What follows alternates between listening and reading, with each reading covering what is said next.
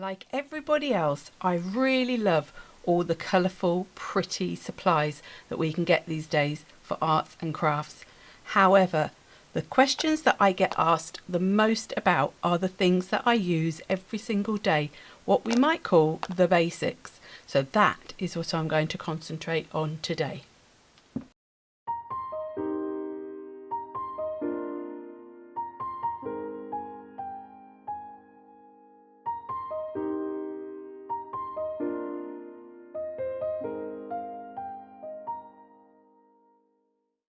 Hi everyone, Jane here.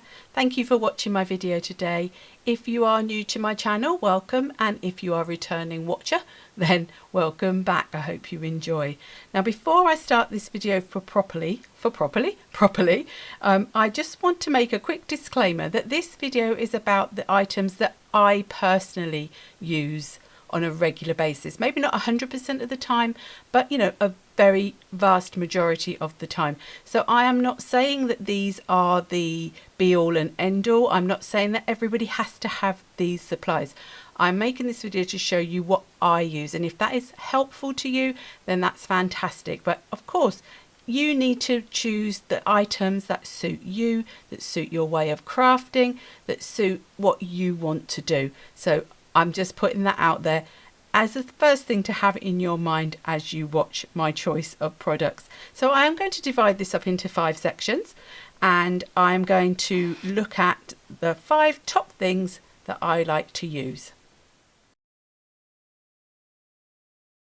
Okay, so my first item is journals. Now, journals are not for everybody. Some people like to work on individual sheets of paper or cardstock or even canvas, and that's fine for them. For me, I love using journals, so this is probably my number one basic item that I would have to have in my crafty stash, because I like to have my work, my projects contained into the books, because they then keep it all sort of together. It is nice and easy to store, and as somebody who does not have a dedicated craft space, that is very important to me. I also like having them together so I can look through them, I can see my progression, I can see the different styles that I use, and they're really useful for me to look back on. If ever I'm stuck and I think, oh, I don't know what to do, then I go back and I can get another idea from what I've already done. So I have a lot of journals. I have a lot of different types of journals. I make my own journals, and there may be a video coming up soon where I have made a journal that I might use in some videos. But the journals that, if anybody ever said to me, I'm really looking to start art journaling and I want to know what would be your top pick for a journal, and it would have to be this one. This is the Dylusions Journal from Ranger and Diane Reevely. It's the first journal I ever bought. I like this journal for a number of reasons. I like the size. It is not too daunting. Now, I have, since I purchased this journal, I've got Dylusions journals in just about every size under the sun, but this is where I started. This is one I do often come back to. I've got a few of them. I don't wait to finish a journal before I buy a new one, because I like to have the option to chop and change between the shape, between the size, between the type of paper in there. That's how I like to work. But as you may have seen from my channel, I am very eclectic. I like lots of different styles. I like lots of different mediums. I am not ever going to be contained to one thing. This journal has the elastic, which I like because it helps to hold my journal together. It does have, I'm just trying to think what this journal's got in it. This has got a mix in it. It has got this pocket inside, which for some people that might be useful. To be totally honest, I've never used any of the pockets in any of the journals ever. But it is in the journal like this. So it's a nice sturdy journal. It's stitched, and it is this very heavyweight mixed media cardstock. So if you are somebody who likes different mediums, if you like acrylic paints, if you like sprays, if you like texture pastes, if you like all the different sorts of things that you want something sturdy for, this is a really good journal. Having said that, obviously if you're somebody who prefers watercolour, then you may want to go down a more of a watercolour sketchbook route. That's something I have done more probably within the last year, and so I thought I would have a sort of an option for people who are more watercolour based. Now, having said that, I've used lots of different mediums in this one as well. This is the Khadi Fatback. I often use it in my videos. I often link it. By the way, all my links, they're not affiliated. I don't earn anything from you clicking through them. They are there for your information, because I would always say, please go to your local art stores, go to your local retailers, the people that you like to buy from, and check them out as well, because my links are based off of being in the UK, so you might find that it's better for you to go elsewhere. So this is the Khadi Fatback. It's only a very thin 100% cotton watercolour paper, but it's only 100 GSM, but I found it holds such a lot, and it is, I've just this frame wrapped around it, and I stuck that on the front to remind myself of the information every time. You get a lot of pages, and that is why I like it. As I can show you, it's very thin paper, but you get a lot of pages, which means you don't have a fear. Well, I certainly don't have a fear of using it. So here you can see I have used Collage, I've used paint, I have used, I think that was gelatos. You know, you don't just have to use watercolour in it, but it works really well with watercolour too. So I use it as a catch-all journal. I'm not precious about it. I do things where I want to swatch things out. I make actual pages in it.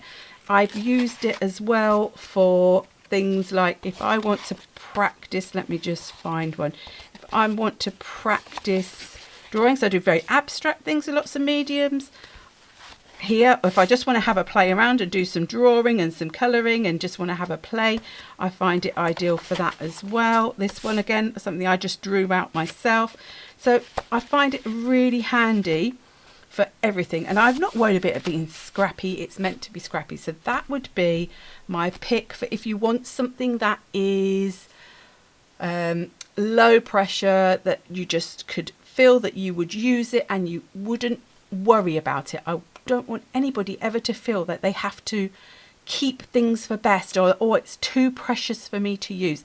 Use things, and if you can't use your best things, buy things that are maybe not so precious, that you will play in and learn in, and then you can move maybe on into the more expensive sorts of papers and things like that. So that is my product number 1. Okay, so number 2 is something quite innocuous. Tape. I have always used this particular tape when I've been doing things with like inks and blending inks for masking areas, but this year, because I've got more into my watercolour, I wanted to have a tape that would really not allow things to seep under it, and I found that this is the Scotch, I think it's called removable tape. It's not the magic tape. It's it came in a blue box. That's a full one. I bought this originally on the little dispenser. You can tell it's old. Look at the state of that. Disgusting. It's even broken, but I keep using it because I like having it on the dispenser. So that's one that's being used up. That's my new one to go on. I just then replace it. So this is ideal for if you are using blendable inks, like your distress inks, those sorts of things. It works really well masking for those. However, if I am doing anything with water-based products, I do use this Scotch blue tape. I buy it in the DIY store. I'm sure you can probably buy it online. I think there are other versions of it. I buy it because it's one that I can just go to the shop and I can go and get it when I need it. I don't have to wait for it to arrive, and it's easy to get hold of. I do find that it is very, very sticky, and although it is a removable tape, I usually de-tack it first. I put it on my jeans or whatever, and I take some of the tack off before I stick it down. If you struggle with it, getting it off, then the heat tool can help to just, loosen up that gum a little bit. Or what I do is I make sure I keep it very, very flat as I'm pulling it off. If I find I'm pulling it and then it starts to maybe tear, I go to the other end and I pull from that end to try and minimize it. I'm only ever using it in journals. This is the thing. please always remember this. I work in my journals. I do not make art to sell. I do not make art to go on a gallery wall. Everything I do is just for my own pleasure and to be in my journals mostly. So I am not worried about things like that. If you are, then I would look into further sort of options about what you could use, because you might want something that possibly isn't going to tear your paper. Okay, so those are my picks for when I need to use tape. So the third item that I could not do without when I'm doing my mixed media and art journaling is paintbrushes.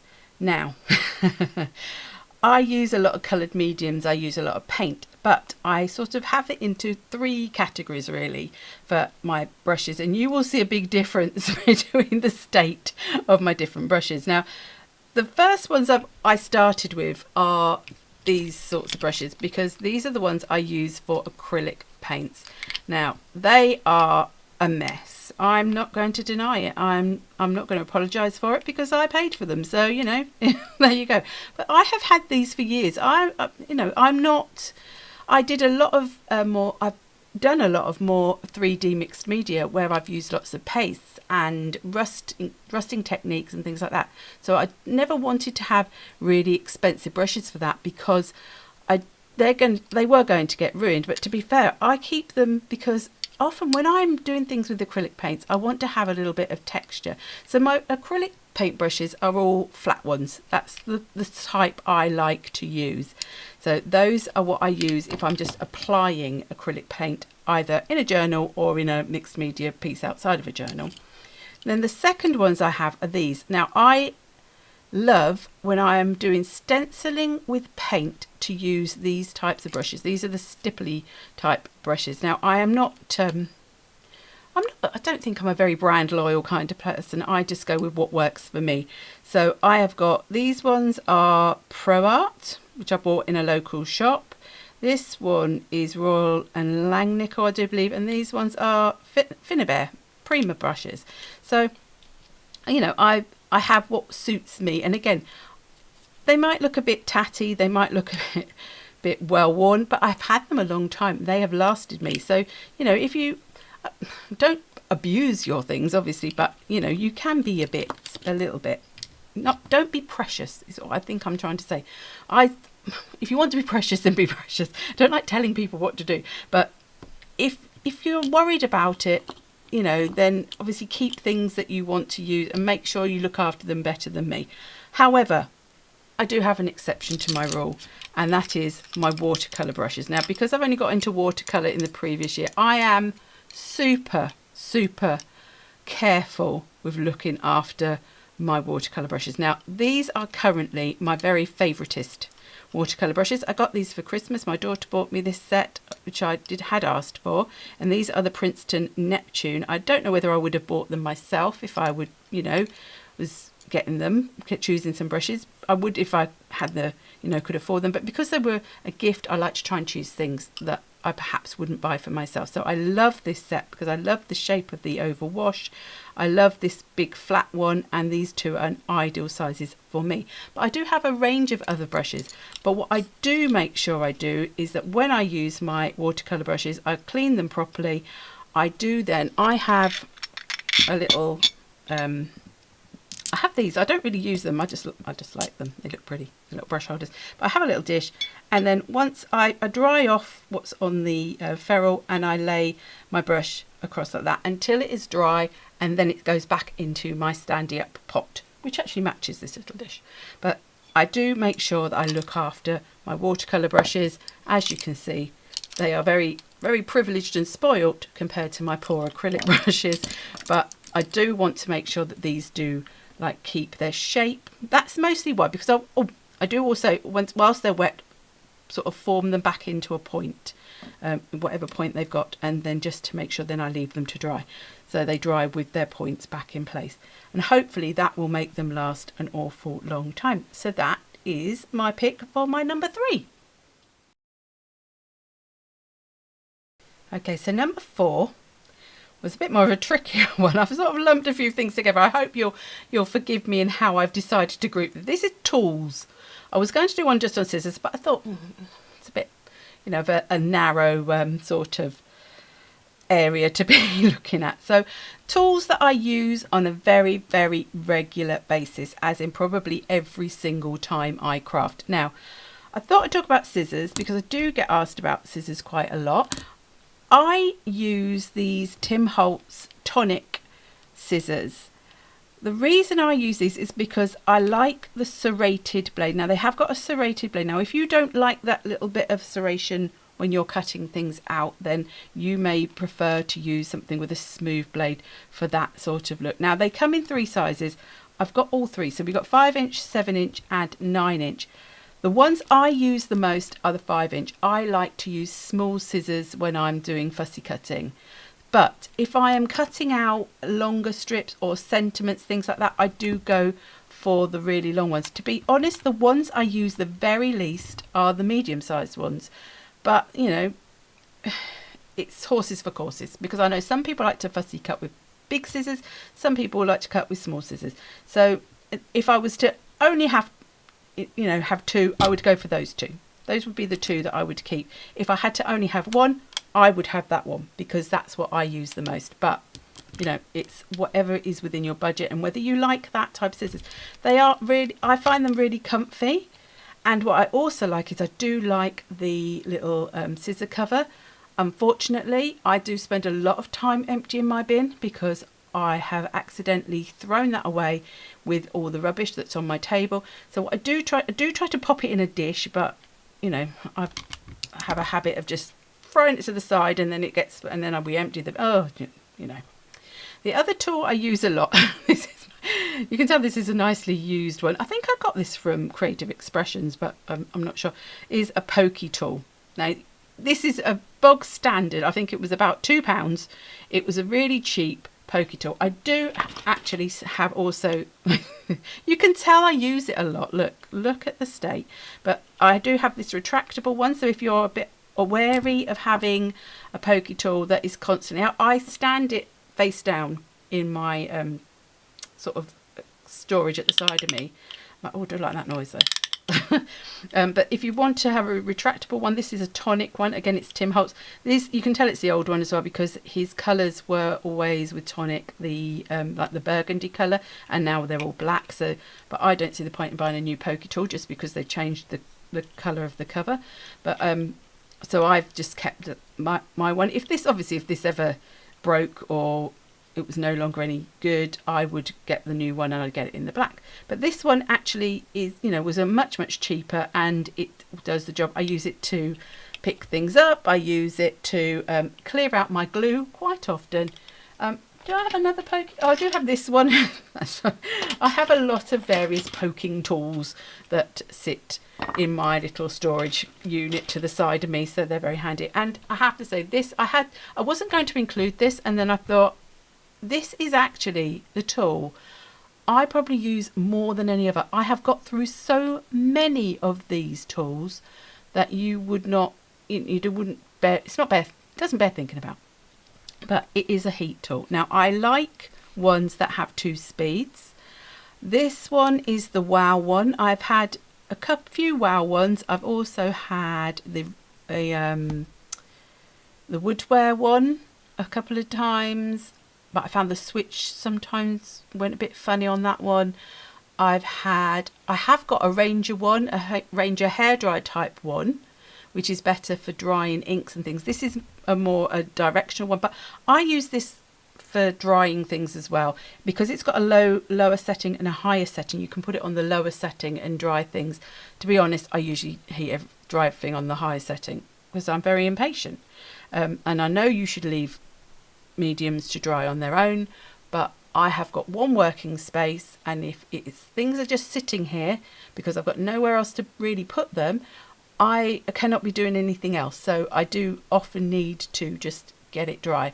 I personally don't see that much difference between when I dry something with a heat tool when I leave it to dry on its own, but you know, that's just my personal opinion. So those are the tools that I use, I would say, on a daily basis with my crafting. Okay, finally, number 5 of things that I use very, very regularly are glues. Now, I was told recently that gel medium isn't a glue. I would beg to differ. This is the Collage medium that I use from Tim Holtz Distress range. This is my favourite glue for using with tissues and thin papers. It is a glue. It quite clearly says on here, translucent matte gel medium, ideal for, I'm gluing, layering and sealing. So if it says it on the tub, I'm going to believe the people who made it. So that is one of my main glues I use for my collage things. I also do use the Liquitex Professional matte medium. I do use the Deco Art matte medium. I use what I've got primarily. I think I would always say use what you've got first. Don't go out and buy something new just because somebody on YouTube has shown it in a video. If you've got something that works in the same way, use that first, and then if you want to go out and try something new, then I would say do that, because that is the best way to not waste your money, not waste your products. Use what you have. Now, when I need something that's a little bit more substantial but not quite, I don't need anything too, it's not, clinging anything too much on, but maybe a bit of a heavier weight paper, then I use a white acrylic glue. And my glue of choice at the moment is the Cosmic Shimmer dries clear glue. It is a white glue. It does, I got one of these smaller bottles, and then I buy the bigger bottles because you get more value for money, and I refill it. The reason is because these bottles are easier for me to handle. I'm gradually getting more and more pain with my thumbs and my hands. I know, I've been to the doctor, I know why. It's costing too much. But I find these bottles easier to use. It has a cap that goes right up into, but I find it still clogs up. I find every glue I've ever used clogs up. I think it's just the nature of glue. I don't think there's a lot you can do about it, but that's why I have my poker tool, because then I can poke it through. But I like this glue. It's quite quick drying and it works really, really well. So I like that one. I may have to move on to other glues at some point, but that for the moment is the one I mostly use. Now, if I want a bit more dimension, a bit more maneuverability, a bit more 3D-ness, then I use 3D glue gel. Now, this is probably the product I get asked, I've had the most questions about on my channel, because people are I'm usually just using this bit and people say, what is in the syringe? Now, what is in the syringe is this one is Pinflair Glue Gel. It's like a silicone glue. Now, I don't use silicone glue because the smell, I have really sensitive, I am really sensitive to smells, and I genuinely cannot bear even the faintest whiff of silicone glue. I would not be able to use it. So this says it's odorless. It's definitely not anything like silicone glue. I can still smell a smell with this, but it is nowhere. It's very, very faint. So if it's faint to me, for most people possibly they wouldn't even smell it at all, because I am like a bloodhound. So you get, to be totally honest, this may not be the key that comes with it. I think it comes with a metal key. This is from Collage Glue Gel, which is another version of this. I prefer the Pinflair. I've had some issues when I've had bottles of the Collage Glue Gel where it has gone hard in the tube. I've never had that happen with Pinflair. Of course, if you do not seal it properly, then that might happen. But so the key bit is actually from Collage, but you use that to then sort of wind your glue down. Now, when I have squeezed it out of this into my syringe, what I do is I just make sure, so you just make sure there's a little tiny bit of the glue just above, and then I put the lid on tight. That way you're keeping the air out. That way you should keep that nice.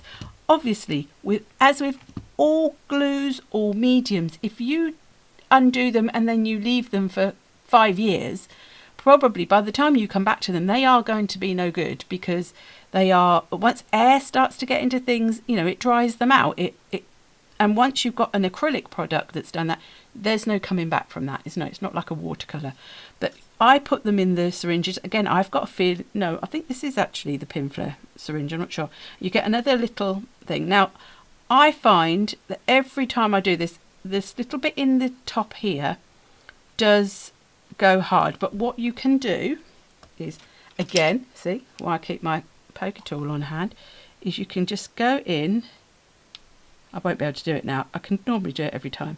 But you pull it out very slightly and you pull. Oh, it's coming. Look. Oh, you probably can't see it. I've got a little tiny bit of dried glue gel, but it's only that bit. So then I can go push it up. I don't want to push it out. So again, when you finish with it, make sure it's just come up to here, because then that bit is the bit that's going to dry out, not this bit.